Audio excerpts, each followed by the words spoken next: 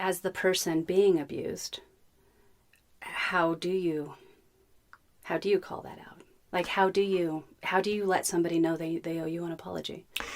For me, I'm already getting confused when somebody's yelling at me or doing something abusive. So I fall back on some training that I've trained myself to break the ice in the conversation by saying, hold up, I'm feeling really uncomfortable right now. So that sort of puts a small pause into the conversation. And my rule in any discussion is I'm willing to really talk about everything. Right. But I'm not willing to talk about anything so long as there's ongoing abuse in the exchange. And for me, drawing attention to I'm feeling uncomfortable and what's wrong is usually the response from somebody who is abusive, if they even care enough to ask.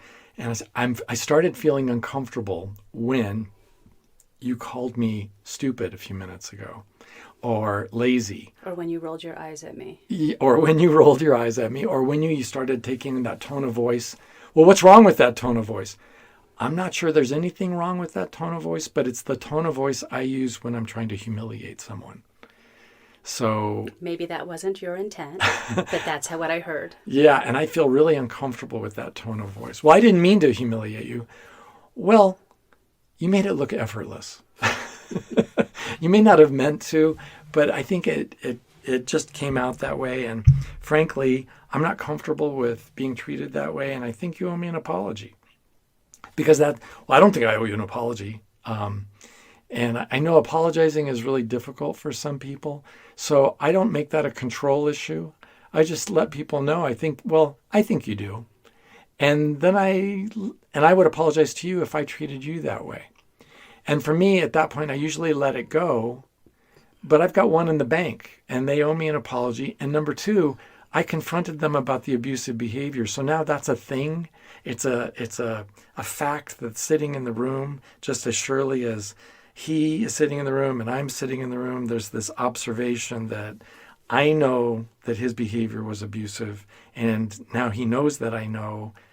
And it makes it really harder to get abusive the next time in the same conversation. Right. For any of us. Right, because now you know you've been called out for that tone of voice or whatever it is. So if you do it again, you're almost doing it intentionally now. Yes, and it makes it, as a father, I've been confronted by my children because sadly I've trained them too well.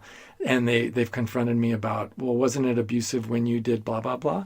And sometimes I have to say yes.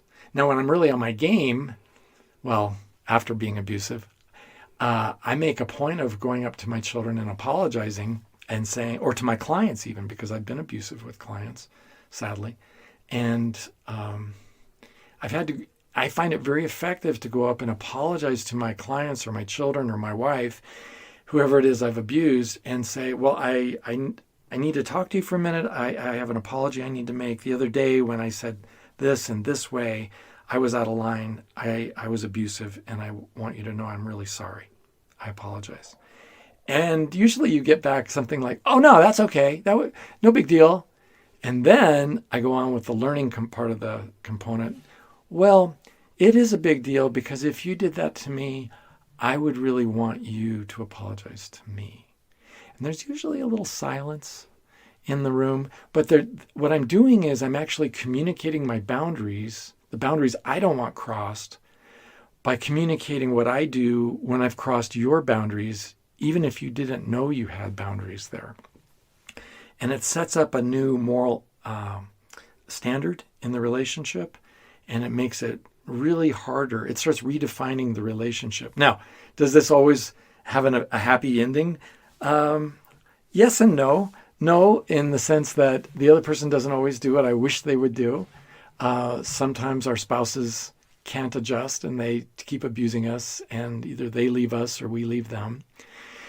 And sometimes bosses get really bent out of shape and can't look at that and continue being abusive, although that's not the norm. Most bosses, in the experience of my clients, they actually grow in respect for the employee. And most of the time, my employees who've confronted bosses fearing that they could lose their job, they find that their boss respects them more, the relationship is more authentic, they start getting more promotions and raises, and it's a really good thing.